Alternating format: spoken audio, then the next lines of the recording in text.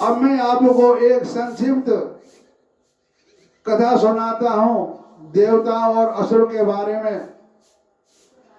एक बार की बात है, कहानी तो बहुत लंबी है, लेकिन मैं संक्षेप में कह देता हूं कि एक बार देवताओं में और असुरों में युद्ध हुआ। उस युद्ध में देवताओं की जीत हो गई। देवताएं बड़े हंसी खुशी हो गए और कहने लगे कि हम जीत गए, हम जीत गए, देवता हार गए, देवता हार गए। तो भगवान का एक नियम है, जो भगवान का भक्त होता है उसमें अगर अहंकार आ जाता है, उस अंकुर को पहले ही तोड़ देते हैं। अगर पहले नहीं तोड़ देंगे तो उसके भक्त का नाश हो जाएगा। उन्होंने कहा ये मेरे भक्त हैं देवता लोग, इनको मन में अहंकार आ गया है, इस अहंकार को दूर करना चाहिए। उसी समय एकाएक एक यक्ष रूप का धारण हो गया सामने, बहुत लंबा चौड़ा सफेद रंग का, बहुत विशाल बन गया। तो तीन देवता मुख्य माने जाते हैं, अग्नि देवता, वायु देवता और इंद्र देवता। ये तीन देवता मुख्य माने जाते हैं। तो सबसे पहले जब देवता ने विशाल रूप देखा, उन्होंने कहा ये यक्ष कौन खड़ा हुआ है।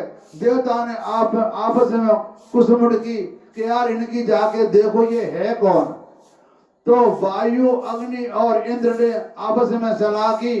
तो सबसे पहले उन्हीं तीन देवताओं ने अग्नि देवता को भेजा कि तुम जाओ उनको पूछ के आओ कि ये महाराज हैं कौन।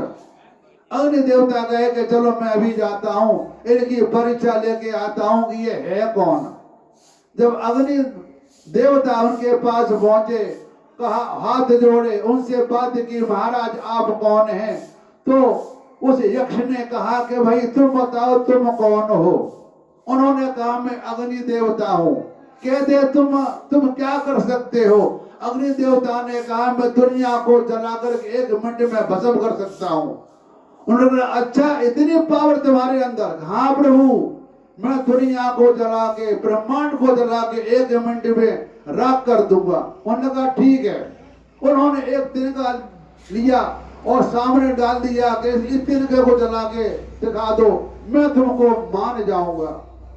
तिनका उनके सामने डाल दिया। अग्निदेव ने बहुत जोर लगाया, बहुत जोर लगाया, तिनके का बाल बांका नहीं हुआ। उसके बाद वो शर्मिंदा होकर के वापस अपने देवता के पास चले गए। और उन्होंने कहा बोलो क्या क्या किया तुमने, क्या पूछा, क्या बताया। उन्होंने कहा भैया मेरी बस की बात नहीं है, अब तुम ही जाओ, मैंने जो किया सो भूल जाओ, अब आप जाके उनका परीक्षा कर लो।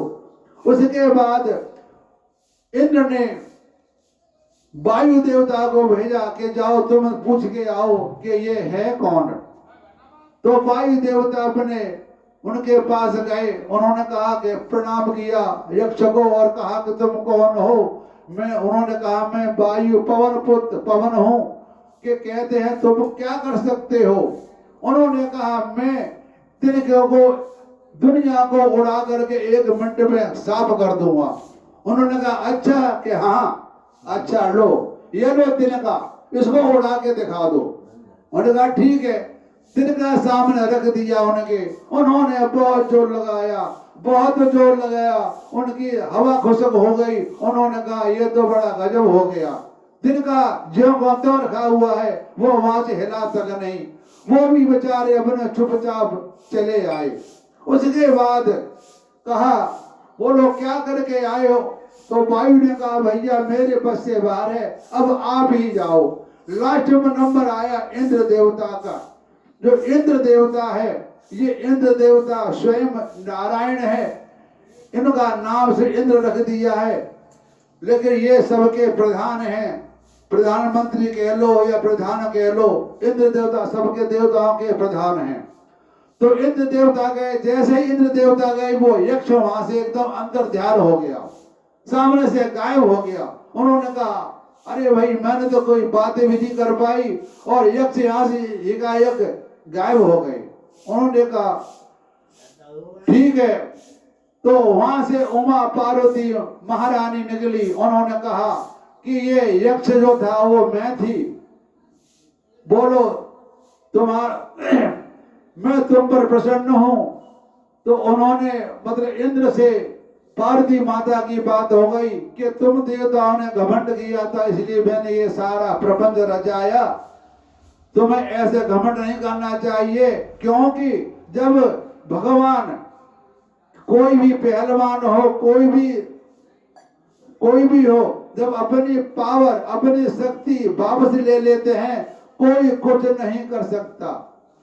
मैं बोल रहा हूं भगवान की कृपा से बोल रहा हूं, अगर वो अपनी शक्ति वापस ले ले तो मैं कुछ नहीं बोल सकता, भगवान की शक्ति से मैं बोल रहा हूं। तो माता ने कहा जो भी कुछ दुनिया में होता है, चाल धन अच्छा बुरा जो कुछ होता है वो परमात्मा की शक्ति के द्वारा होता है, इंसान की शक्ति के द्वारा कुछ नहीं होता। जो लोग कहते हैं कि मैंने ये कर दिया मैंने वो कर दिया, अरे भैया तुमने कुछ नहीं कर दिया, करने कराने वाला तो हमारे अंदर बैठा है। हानि लाभ जीवन मरण जस अबजस विदे हाथ, तो हमारे हाथ में रहा क्या? कुछ नहीं रहा, सब उसी के हाथ में है। सिर्फ कहने की बात है हमने ये कर दिया हमने वो कर दिया। तो भैया मैं आप सबसे कह रहा हूं कि हमारे हाथ में कुछ नहीं है, करने कराने वाला हमारे अंदर बैठा हुआ है, बाहर कहीं नहीं बैठा हुआ। जब तक हमारे अंदर बैठा हुआ है तभी तक हम बोल रहे हैं, चल रहे हैं, खा रहे हैं, पी रहे हैं। इस तरह से हमको कभी अहंकार नहीं करना चाहिए, क्योंकि सब कुछ कराने वाला ब्रह्म स्वरूप विष्णु भगवान है जो हमेशा जल में निवास करते हैं। ऐसा हमारा शास्त्र कहते हैं कि भगवान हमेशा जल के अंदर वास करते हैं, वहीं रहते हैं। ये मैंने आपको संक्षेप में कहानी सुना दी कि अहंकार के बारे में कि अहंकार क्या होता है।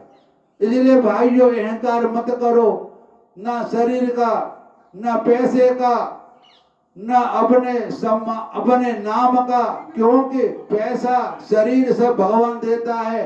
हम जवान होते हैं पहलवान बनने वाले बन जाते हैं, जब वृद्ध हो जाते हैं तो पहलवान की सारी मेहनत खत्म हो जाती है। पैसे वाले होते आज है कल नहीं है, पैसे की माया है। ये लक्ष्मी एक ऐसी माया है, ये सबका पेट भरती है, एक जगह कभी टिक के नहीं रहती, ये सबकी मन की इच्छा को पूरा करती है।